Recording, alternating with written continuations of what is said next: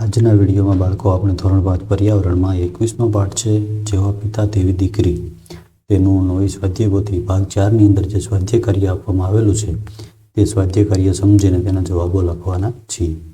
તો પ્રશ્ન 1થી શરૂઆત કરીએ છીએ. પ્રશ્ન 1 છે ખાલી જગ્યાઓ પૂરો. અહીંયા 3 ખાલી જગ્યાઓ આપેલી છે. એ ખાલી જગ્યાઓની અંદર એના આપણે જવાબો લખવાના છે. પહેલી ખાલી જગ્યા છે પોલિયોનો રોગ ખાલી જગ્યા નથી. પોલિયોનો રોગ છે ખાલી જગ્યા નથી. તો એ ખાલી જગ્યાની અંદર શું આવશે? તો એની અંદર આવશે પોલિયોનો રોગ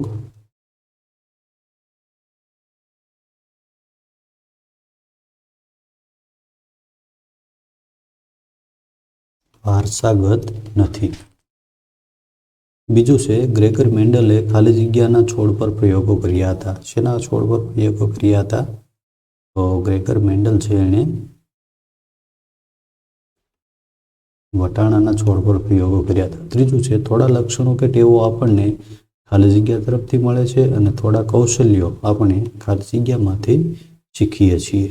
તો એમાં આવશે આપણને થોડાક લક્ષણો અને ટેવો માતા પિતા તરફથી મળે છે અને થોડા કૌશલ્યો આપણે આસપાસની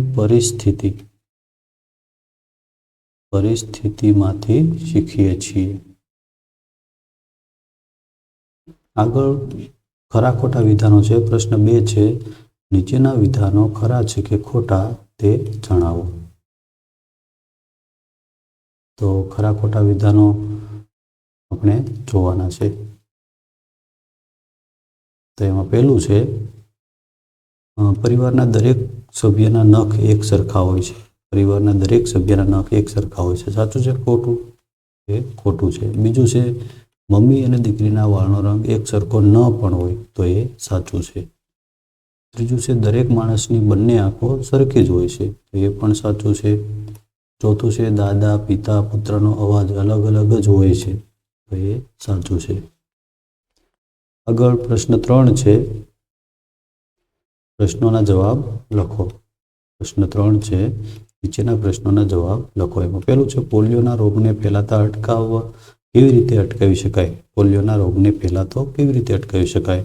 એનો જવાબ આપણે લખ્યો છે કે પોલિયોના રોગને ફેલાતો અટકાવવાનો સૌથી વધુ અસરકારક રસ્તો રસીકરણ છે. ઉપરાંત આસપાસ સ્વચ્છતા રાખીને અને પોલિયોગ્રસ્ત લોકોથી દૂર રહીને રોગને ફેલાતો અટકાવી શકાય. બીજો પ્રશ્ન છે ગ્રેગર મેન્ડલે વટાણાના છોડ પર પ્રયોગો કરીને શું શોધ્યું?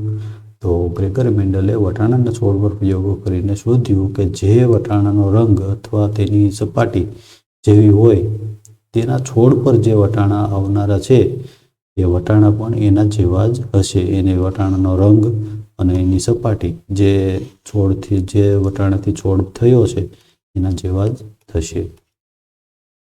ત્રીજું છે પોલિયોની અસર શરીરના કયા કયા અંગો પર થાય છે? તો પોલિયોની અસર છે મગજ, કરોડરજ્જુ, સ્નાયુઓ અને ફેફસા ઉપર થાય છે. ચોથો પ્રશ્ન છે તમે કોઈ જોડિયા બાળકોને ઓળખો છો? તેમની વચ્ચેની સમાનતા અને જુદાપણું જણાવો. હા, અમારી શાળામાં 2 જોડિયા બાળકો છે. તેમના ચહેરા એકદમ મળતા આવે છે. અમે તેમને તેમના અવાજ પરથી ઓળખી શકીએ છીએ. એટલે કે એમનો અવાજ છે એ અલગ અલગ છે.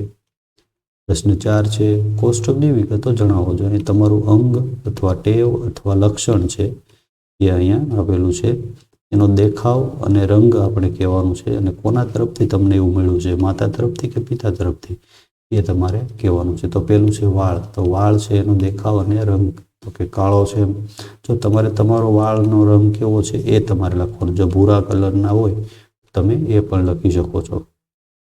કોના તરફથી મળ્યા છે? તો કે માતાને પણ એવા વાળ છે એટલે એના તરફથી આવ્યા છે. બીજું છે આંખ. તો બદામી રંગની છે એ પિતાની આંખ જેવી છે.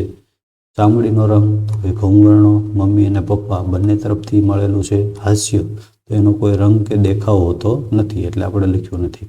તો એ પિતા તરફથી એટલે કે પિતા જેવું હાસ્ય છે. ચહેરો તો કે ગોળ છે. કોના તરફથી મળ્યો છે? મમ્મી તરફથી. ઊંચાઈ તો કે મધ્યમ છે એ પણ મમ્મી તરફથી મળેલ છે. લખવાની શૈલી કે મરોડદાર અક્ષર તો કોના તરફથી મળેલ છે? પિતા તરફથી.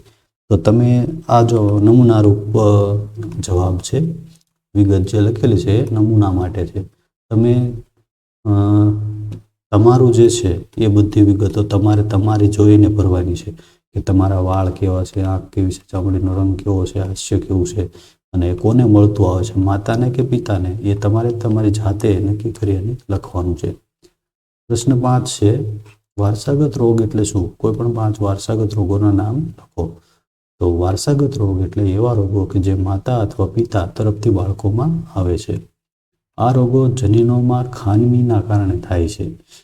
તો અહીંયા થોડાક નામ લખ્યા છે આપણે કે Down syndrome, anaemia, thalassaemia, sickle cell, haemophilia વગેરે બધા રોગો છે એ વારસાગત રોગો છે. તો આ પાઠની અંદર આપણે આટલું સ્વાધ્યાય આપેલું છે, નાનું એવું સ્વાધ્યાય, એ સારા અક્ષરથી શબ્દો વચ્ચે જગ્યા રાખી અને લખી નાખો.